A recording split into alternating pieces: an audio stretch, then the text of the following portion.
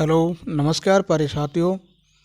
आज हम बात करने जा रहे हैं जो बीए पार्ट प्रथम वर्ष है उसका प्रथम सेमेस्टर जो चल रहे हैं यूनिवर्सिटी में।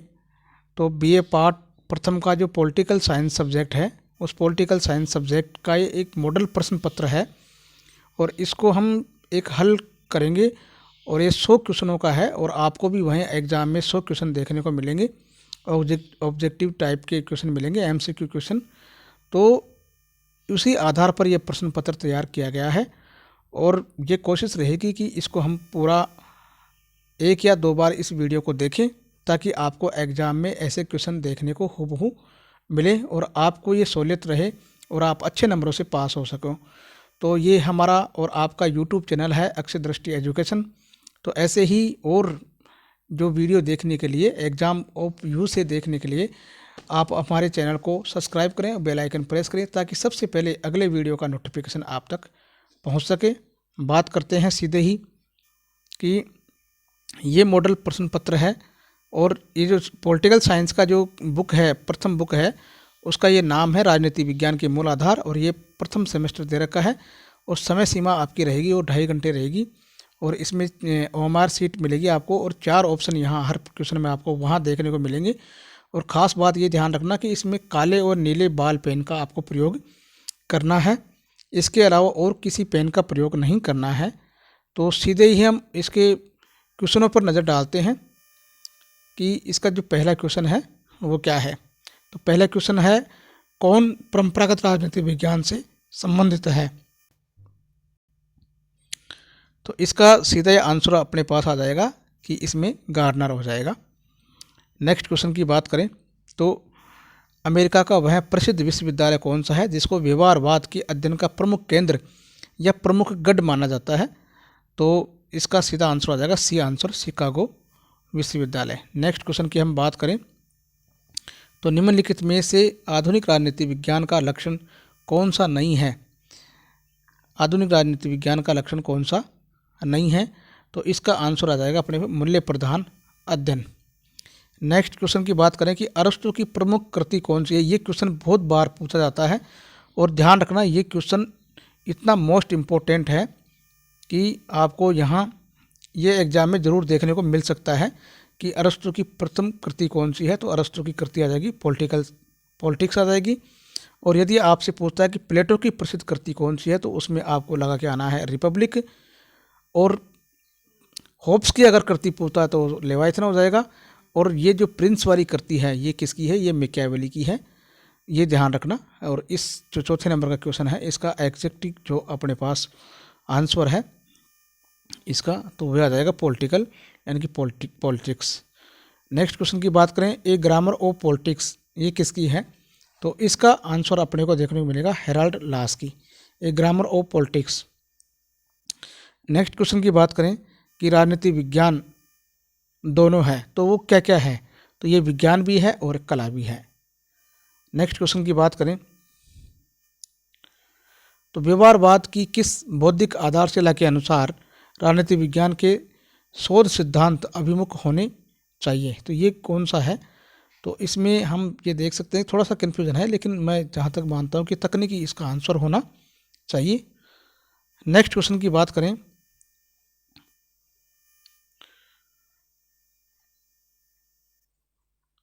तो व्यवहारवाद विशेष महत्व देता है। तो व्यवहारवाद किसको महत्व देता है। तो यहाँ सीधा आंसर लगा लेंगे कि वैज्ञानिक दृष्टिकोण और मूल्य निरपेक्षता को ये महत्व देता है। नेक्स्ट क्वेश्चन की बात करें 90 नंबर की प्रविधि से पूर्व सार ये निम्नलिखित में से किस सिद्धांत पर बल देता है। तो ये उत्तर व्यवहारवाद का है। और नेक्स्ट क्वेश्चन की बात करें 10वें नंबर की कि निम्नलिखित में से जो कथन उत्तर व्यवहारवाद से संबंधित नहीं है तो वो कौन सा आएगा। तो ये 10वें नंबर का है। तो 10वें नंबर के में देख लेते हैं अपन। तो इसका आंसर अपने को सीधा मिल जाएगा। इसका आंसर आ जाएगा ए नंबर का आंसर इसका ये आ जाएगा, ए नंबर आंसर है इसका। नेक्स्ट क्वेश्चन की बात करें तो राजनीति विज्ञान में अभिजन सिद्धांत ग्रहण किया गया है। तो ये अभिजन सिद्धांत कहाँ से ग्रहण किया गया है। इसका आंसर आ जाएगा समाजशास्त्र से किया गया है। समाजशास्त्र का जनक है वो अगस्त काम्टे है, ध्यान रखना। ये भी क्वेश्चन कई बार पूछा जाता है एग्जाम में। नेक्स्ट क्वेश्चन की बात करें, अंतर विषयक धारणा के मार्क्सवादी दृष्टिकोण का प्रतिपादन किस पुस्तक में किया गया है? तो इसका आंसर आ जाएगा the development of the monistic theory of history में किया गया है। नेक्स्ट क्वेश्चन की बात करें तो राजनीति और समाज शास्त्र अखंड है और वह एक ही तस्वीर के दो पहलू हैं, ये कथन किस लेखक के द्वारा कहा गया है? तो इसका आंसर आ जाएगा डेविड ईस्टन के द्वारा। नेक्स्ट क्वेश्चन की बात करें,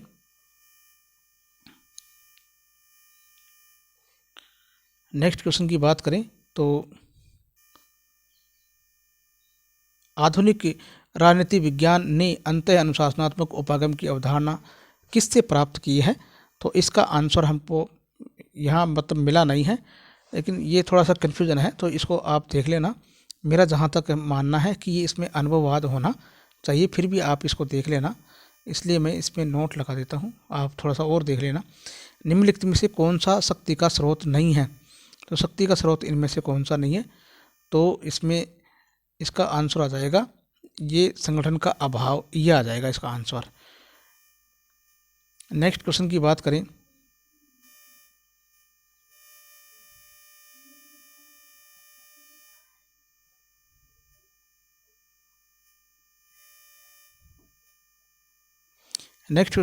कि राजनीति को दंड नीति कहने की परंपरा किस वर्ग के विद्वानों को जाता है? तो ये दंड नीति कहने की है तो प्राचीन भारतीय इसका आंसर आ जाएगा। और प्राचीन भारतीयों में भी एक कौटिल्य का नाम आता है, उसी ने राजनीति को दंड नीति नाम दिया है। नेक्स्ट क्वेश्चन की बात करें कि सत्ता आदेश देने का अधिकार है और आदेश का पालन करवाने की ये शक्ति है, तो ये किसने क्या कहा? तो ये जहाँ तक है ये हेनरी फेयोल का इसका आंसर आ जाएगा। नेक्स्ट क्वेश्चन की बात करें, सत्ता की विशेषता कौन सी नहीं है? तो सत्ता की विशेषता कौन सी नहीं है, इसका आंसर हम देखें तो डी आंसर इसका आ जाएगा, यानी कि उपरोक्त सभी इसकी विशेषताएं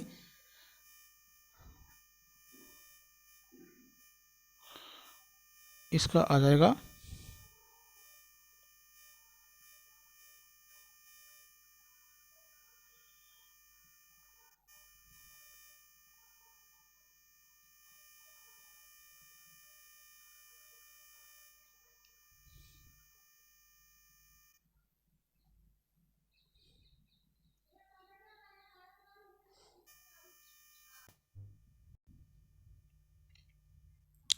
नेक्स्ट क्वेश्चन की हम बात करें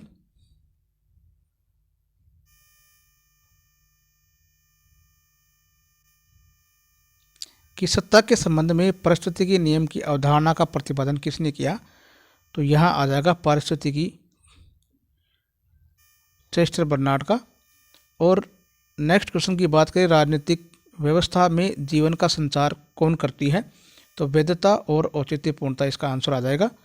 नेक्स्ट क्वेश्चन कथन और कारण से है, और सत्ता राज्य के लिए आवश्यक है, ये तो कथन है, और कारण है कि सत्ता राज्य को स्थायी व टिकाऊ बनाती है, तो इनके दोनों ही सही आ जाएंगे, कथन और कारण दोनों ही सही हैं, इसका बी आंसर आ जाएगा।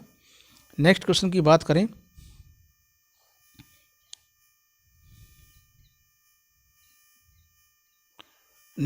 चार्ल्स ई मेरियम की कृति जो आधुनिक राजनीति विज्ञान का सूत्रपात हुआ है, तो वो है न्यू एस्पेक्ट्स ऑफ पॉलिटिक्स, ये इसका आंसर आ जाएगा। नेक्स्ट क्वेश्चन की बात करें तो राजनीति विज्ञान में परंपरागत उपागम की विशेषताएं कौन सी हैं? तो इसका आंसर आ जाएगा ऐतिहासिक और विश्लेषणात्मक अध्ययन। नेक्स्ट क्वेश्चन की बात करें तो सन 1948 में यूनेस्को के सम्मेलन में विद्वानों ने हमारे अध्ययन विषय को यानी कि राजनीति विज्ञान को और अधिक उपयुक्त बनाया, तो ये कौन सा इसका नाम यानी कि नाम रखना चाहा? तो इसका नाम राजनीति विज्ञान ही रखना चाहा, यानी कि राजनीति शास्त्र से राजनीति विज्ञान इसको रखा नाम। नेक्स्ट क्वेश्चन की बात करें, राजनीति विज्ञान को सर्वोच्च विज्ञान कौन मानते हैं? ये मोस्ट इंपॉर्टेंट क्वेश्चन है, ये ध्यान रखना, ये क्वेश्चन बार बार पूछा जाता है, तो इसका आंसर आ जाएगा अरस्तु। नेक्स्ट क्वेश्चन की बात करें तो विधि के शासन की अवधारणा के अनुसार निम्नलिखित में से कौन सा कथन असत्य है, यानी कि गलत कथन की यह बात कर रहा है, तो यहाँ इसका आंसर आ जाएगा डी आंसर आ जाएगा, अभिजन वर्ग के विशेष अधिकारों की आदर किया जाएगा, यही इसका आंसर है। नेक्स्ट क्वेश्चन की बात करें, संविधानवाद के पश्चिमी दृष्टिकोण या धारणा का जो प्रवर्तक है वो कौन रहा है? तो इसका आंसर हमें देखने को मिलता है ये डी आ जाएगा, यानी कि विशिंस्की को कहा जाता है। 28 नंबर क्वेश्चन की बात करें तो है कि विकासशील देशों में संविधानवाद की समस्या क्या है। तो इसका आंसर आ जाएगा 28 नंबर का आंसर आ जाएगा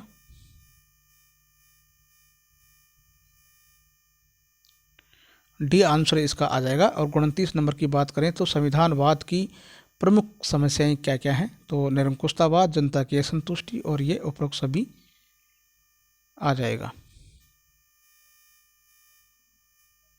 नेक्स्ट क्वेश्चन की बात करें कि प्राकृतिक अधिकारों के सिद्धांत के आधार पर सर्वप्रथम जिस विद्वान ने लोकतंत्र का समर्थन किया है तो वो कौन सा है, तो वो है जॉन लॉक, इसमें आ जाएगा। नेक्स्ट क्वेश्चन की बात करें कि लोकतंत्र जनता का, जनता के लिए और जनता द्वारा किया जाने वाला एक शासन है, तो ये किसने कहा, तो ये है, इसका आंसर आ जाएगा, ये आंसर आ जाएगा अब्राहम लिंकन है, जो पूर्व अमेरिकन राष्ट्रपति हैं, उनके द्वारा ये परिभाषा दी गई है।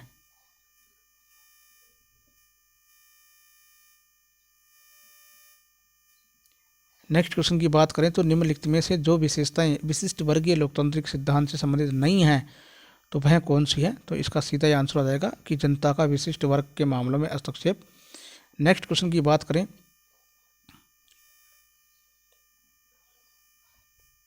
कि लोकतंत्र वहां स्थापित होता है जहां दोनों वर्ग यानी कि पूंजीपति और सरबराह वर्ग में संतुलन की स्थिति आ जाती है, तो इसका आंसर आ जाएगा सीधा ही, ये किसने कहा, तो इसका आंसर आ जाएगा कि ओटो वेबर और मैक्स एडलर का ये कथन है। नेक्स्ट क्वेश्चन की बात करें कि तानाशाही अधिनायक तंत्र का एक लक्षण है, तो इसका आंसर आ जाएगा कि एक दल और एक नेता, इसका आंसर हो जाएगा। नेक्स्ट क्वेश्चन की बात करें कि निम्नलिखित में से जो दोष अधिनायकवादी शासन व्यवस्था में पाया जाता है वो कौन सा दोष है, तो इसमें आ जाएगा, इसमें कौन सा दोष आएगा कि अयोग्यता की यहाँ पूजा हो जाएगी, ये 35वें में ए आंसर आ जाएगा। नेक्स्ट क्वेश्चन की बात करें कि संसदीय प्रणाली का सर्वप्रथम बीजारोपण कहाँ पर हुआ, तो संसदीय प्रणाली सबसे पहले यहाँ पर आई ब्रिटेन में। नेक्स्ट क्वेश्चन की बात करें तो संसदीय शासन व्यवस्था और मंत्रिमंडलीय उत्तरदायित्व, संसदीय शासन व्यवस्था में मंत्रिमंडलीय उत्तरदायित्व होता है, तो मंत्रिमंडलीय उत्तरदायित्व होता है वो सामूहिक रूप से होता है, न कि व्यक्तिगत रूप से। नेक्स्ट क्वेश्चन की बात करें कि किस प्रकार के शासन में कार्यपालिका सीधे ही जनता के प्रति उत्तरदायी होती है, तो ये संसदीय शासन व्यवस्था में ही ऐसा होता है। नेक्स्ट क्वेश्चन की बात करें अध्यक्षात्मक शासन प्रणाली कार्यरत है, तो अध्यक्षात्मक शासन प्रणाली में शक्तियों का केंद्रीयकरण पर ज़्यादा जोर दिया जाता है। नेक्स्ट क्वेश्चन की बात करें कि राष्ट्रपति प्रणाली की सरकार,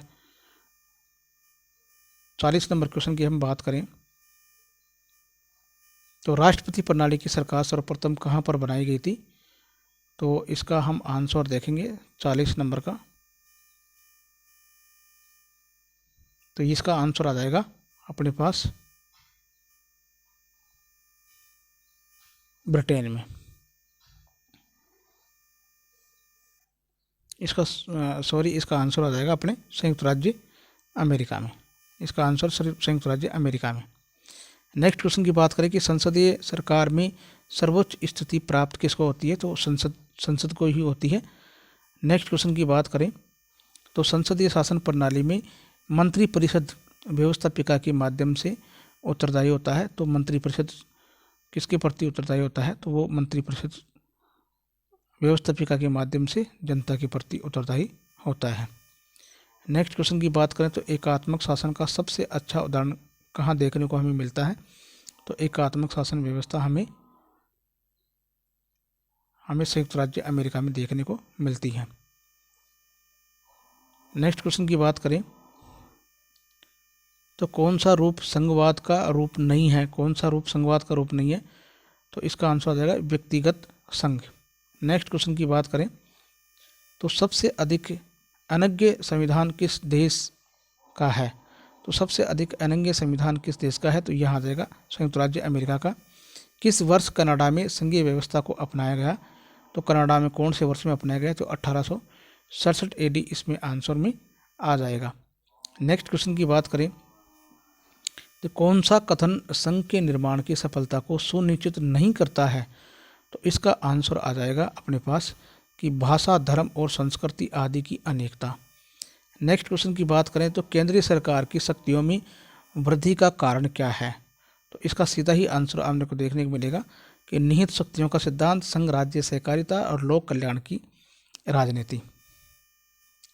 नेक्स्ट क्वेश्चन की बात करें कि द्वितीय प्रणाली निम्नलिखित में से किस देश में पाई जाती है? तो द्विदलीय प्रणाली हमें इंग्लैंड में देखने को मिलती है। नेक्स्ट क्वेश्चन की बात करें कि निम्नलिखित में से जो कार्य राजनीतिक दल का है वो कौन सा है? तो राजनीतिक दल का कार्य है वो सरकारों का निर्माण करना होता है। नेक्स्ट की बात करें तो निम्नलिखित में से जो बात आदर्श प्रतिनिधित्व के लिए आवश्यक नहीं होती है वह कौन सी बात है? तो इसमें आंसर हो जाएगा सांप्रदायिक प्रतिनिधित्व की व्यवस्था। नेक्स्ट क्वेश्चन की बात करें कि जब शासन दल अपने लाभ की दृष्टि से निर्वाचित क्षेत्रों में मनमाने तरीके से या अनुचित परिवर्तन कर देता है तो हम उस चीज़ को क्या कहेंगे? तो यहाँ ये 52 नंबर का है, तो 52 नंबर में यहाँ पर अपने को इसका आंसर आ जाएगा ये प्रादेशिक प्रतिनिधित्व की व्यवस्था वो कर देते हैं। 53 में देखें तो निम्नलिखित में से जो एक सदस्यीय निर्वाचन क्षेत्र का दोष नहीं है तो इसका आंसर आ जाएगा अपने पास कि यह एक संकुचित क्षेत्र होता है। नेक्स्ट क्वेश्चन की बात करें तो एकल संक्रमणीय मत प्रणाली के लिए आवश्यक क्या है? तो एकल संक्रमणीय मत प्रणाली के लिए आवश्यक है वो है कि बहुसदस्यीय निर्वाचन क्षेत्र होना जरूरी है। नेक्स्ट क्वेश्चन की बात करें कि मॉडर्न डेमोक्रेसीज ये पुस्तक के लेखक कौन है? तो लॉर्ड ब्राइस इसका आंसर आ जाएगा कि मॉडर्न डेमोक्रेसी पुस्तक इसकी है। नेक्स्ट क्वेश्चन की बात करें तो बजट किस संस्था के द्वारा पारित किया जाता है? तो बजट कौन पारित करता है? तो यहाँ इसका आंसर आ जाएगा कि वित्त मंत्रालय के द्वारा बजट जारी किया जाता है। नेक्स्ट क्वेश्चन की बात करें कि आधुनिक लोकतंत्र में व्यवस्थापिका की भूमिका में कमी का जो मुख्य कारण है वो क्या रहा है? तो इसमें मुख्य कारण रहा है तो इसका आंसर आ जाएगा डी, यानी कि सारे ही मुख्य कारण रहे हैं। नेक्स्ट क्वेश्चन की बात करें कि दो सदन रखना ठीक ऐसा ही है जैसा एक गाड़ी के दोनों तरफ घोड़े जोत दिए जाएं और विरोधी दिशा में जाने के लिए उनका प्रश्न करें। तो इसका आंसर आ जाएगा 58 नंबर का आंसर अपने को देखने को मिल सकता है कि इसमें बनसली बेंजामिन फ्रैंकलिन लिप्सन इसका आंसर आ जाएगा। नेक्स्ट क्वेश्चन की बात करें तो संयुक्त राज्य अमेरिका में कांग्रेस के दोनों सदनों को किस नाम से पुकारते हैं? तो यहाँ सीनेट और प्रतिनिधि सभा इस नाम से पुकारते हैं। और लोकसभा और राज्यसभा की बात करें तो ये सब होता है भारत में, ये तो होता है भारत में, और लॉर्ड सभा और कॉमन सभा ये होता है इंग्लैंड में, ये इंग्लैंड में होता है। और राष्ट्रीय सभा सीनेट ये चीन में होता है। नेक्स्ट क्वेश्चन की बात करें वह संस्था जो कानूनों को लागू करती है? तो लागू करने वाली संस्था है कार्यपालिका। नेक्स्ट क्वेश्चन की बात करें तो जहां कार्यपालिका व्यवस्थापिका के प्रति उत्तरदायी ही नहीं होती है तो ये ऐसा कौन सा देश है? तो ये देश आ जाएगा अमेरिका। नेक्स्ट क्वेश्चन की बात करें कि कौन से देश में बहुल कार्यपालिका होती है? तो बहुल कार्यपालिका केवल स्विट्जरलैंड में ही होती है। नेक्स्ट क्वेश्चन की बात करें कि भारत में राष्ट्रपति द्वारा राज्यसभा में मनोनीत किए जाने वाले सदस्यों की संख्या कितनी होती है? तो राज्यसभा में केवल 12 सदस्य ही मनोनीत करता है। 63 में यहाँ देख लेते हैं, यह आंसर आ जाएगा अपना 12 सदस्य राज्यसभा मनोनीत करता है। नेक्स्ट क्वेश्चन की बात करें भारत में सर्वोच्च न्यायालय के न्यायाधीशों की सेवानिवृत्ति कितनी है? तो 65 वर्ष है। अगर हाई कोर्ट की बात करें तो 62 वर्ष होती है। नेक्स्ट क्वेश्चन की बात करें तो न्यायिक पुनर्निरीक्षण की प्रक्रिया प्रचलित है? तो ये अमेरिका और स्विट्जरलैंड में, अमेरिका और भारत में प्रचलित है, यानी कि अमेरिका से ही भारत ने ग्रहण किया है। सी आंसर इसका आ जाएगा। नेक्स्ट क्वेश्चन की बात करें तो विधि द्वारा स्थापित प्रक्रिया यानी कि न्यायिक पुनरावलोकन का आधार जो है वो कहाँ है? तो अमेरिका में यहाँ देखने को मिलता है। नेक्स्ट क्वेश्चन की बात करें तो राजनीतिक व्यवस्था में इनपुट और आउटपुट मॉडल जो दिया है वो किसने दिया है? तो यहाँ डेविड ईस्टन आ जाएगा। नेक्स्ट क्वेश्चन की बात करें कि डेविड ईस्टन में राजनीतिक व्यवस्था प्रतिमान का नाम जो अन्य है वो कौन सा है? तो यहाँ आ जाएगा बी आंसर आ जाएगा कि निवेश और निकास प्रतिमान भी इसको कहते हैं। नेक्स्ट क्वेश्चन की बात करें तो कौन सा कथन सही है? इनमें से कौन सा कथन है जो वो सही है? तो ये यही सही आ जाएगा कि राजनीतिक व्यवस्था सिद्धांत का अध्ययन सर्वाधिक प्रासंगिक है। नेक्स्ट क्वेश्चन की बात करें तो निम्नलिखित में से जो तथ्य जो राजनीतिक आधुनिकीकरण की प्रक्रिया में बाधा नहीं डालता है, तो ये इसका आंसर आ जाएगा कि राजनीतिक संरचना की परंपरागत प्रकृति। नेक्स्ट क्वेश्चन की बात करें, 71 नंबर की क्वेश्चन की बात करें तो इसमें राजनीतिक आधुनिकीकरण की प्रारूपी मॉडल के आधुनिक व्यवस्था के प्रवर्ग में निम्नलिखित में से लक्षण जो नहीं पाया जाता है, तो इसका आंसर हमारे को देखने को मिलेगा। तो इसका आंसर हो जाएगा कि राजनीति में जन सहभागिता, यही आ जाएगा इसका आंसर कि राजनीति में जन सहभागिता का अभाव। नेक्स्ट क्वेश्चन की बात करें तो विकासशील राष्ट्रों के संदर्भ में राजनीतिक आधुनिकीकरण की प्रक्रिया का विशेष अध्ययन जो जिस विद्वान ने किया है, तो वह कौन सा विद्वान था, तो इसमें डेविड ईस्टन आ जाएगा। नेक्स्ट क्वेश्चन 73 नंबर की बात करें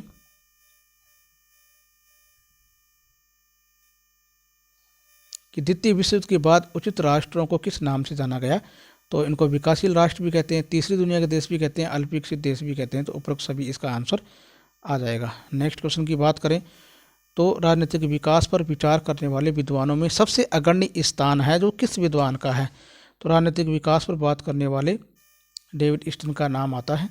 नेक्स्ट क्वेश्चन की बात करें राजनीतिक विकास का सकारात्मक सूचक कौन सा है, तो राजनीतिक विकास का सकारात्मक सूचक है छापे खाने की स्वतंत्रता होना। नेक्स्ट है विचारधारा शब्द का सबसे पहले प्रयोग किसने किया, तो डे स्ट्रूट डी ट्रेसी ने इसका उपयोग किया है विचारधारा का। नेक्स्ट क्वेश्चन की बात करें तो उदारवाद यूरोप की जिन दो क्रांतियों की उपज है, तो वो कौन सी क्रांतियाँ रही हैं, तो इसमें आंसर आ जाएगा कि एक तो फ्रांसीसी क्रांति और एक रूस की बोल्शेविक क्रांति। ए आंसर इसका देखने को मिलता है, यानी कि ए आंसर हो जाएगा कि फ्रांसीसी राज्य क्रांति और रूस की बोल्शेविक क्रांति। नेक्स्ट क्वेश्चन की बात करें तो 19वीं शताब्दी के प्रारंभिक दशकों में जिस विद्वान ने उपयोगितावाद के सिद्धांत को उदारवाद की व्याख्या की है वो कौन सा है, तो उपयोगितावाद के द्वारा उदारवाद की व्याख्या जॉन लॉक ने की है।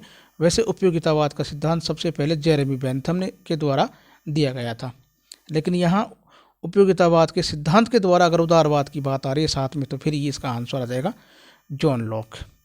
नेक्स्ट क्वेश्चन की बात करें तो जिन विद्वान ने उदारवाद को केवल एक वर्ग हितों से बढ़ाकर संपूर्ण समाज के हितों के लिए इसका वर्णन किया है वो है J.S. मिल, इसका आंसर आ जाएगा। नेक्स्ट क्वेश्चन की बात करें तो आधुनिक जनतंत्रात्मक उदारवाद के प्रतिपादक कौन से हैं, तो इसका आंसर आ जाएगा आधुनिक युग में, तो वो है जॉन लॉक, जिनको उदारवाद की आत्मा भी कहा जाता है। नेक्स्ट क्वेश्चन की बात करें तथ्य और मूल्यों के विषय में लोगों के विश्वास ही विचारधाराएं होती हैं, ऐसा किसने कहा, तो ऐसा इसमें आंसर आ जाएगा कार्ल जे फ्रेडरिक, इसका आंसर आ जाएगा। नेक्स्ट क्वेश्चन की बात करें तो लोक कल्याणकारी राज्य की संकल्पना जिस विचारधारा से संबंधित है, तो वह है उदारवाद। नेक्स्ट क्वेश्चन की बात करें तो राजनीतिक सिद्धांत के रूप में सर्वप्रथम उदारवाद की स्पष्ट अभिव्यक्ति जिस विद्वान के द्वारा रचना में मिलती है, तो वह है जॉन लॉक, और जॉन लॉक की करती है शासन पर दो निबंध, उसमें यह देखने को मिलता है। 84 नंबर पर है उदारवाद के प्रमुख लक्षण कौन कौन से हैं, तो इसका पहला ही आ जाएगा कि उदारवाद में व्यक्ति साध्य होता है और राज्य साधन के रूप में होता है। 85 नंबर क्वेश्चन की बात करें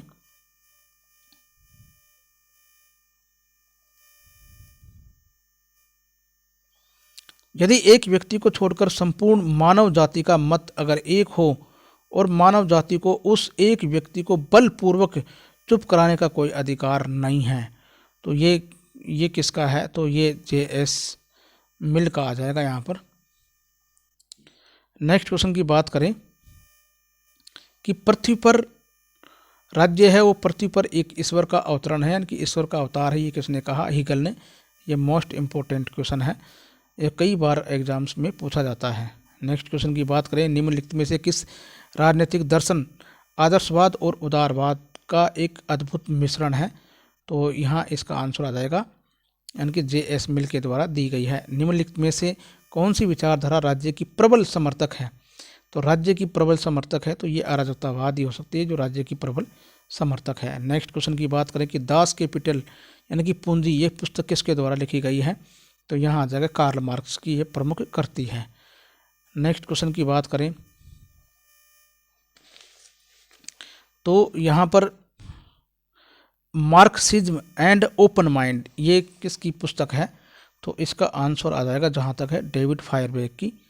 नेक्स्ट क्वेश्चन की बात करें तो मार्क्सवाद का अंतिम लक्ष्य क्या है?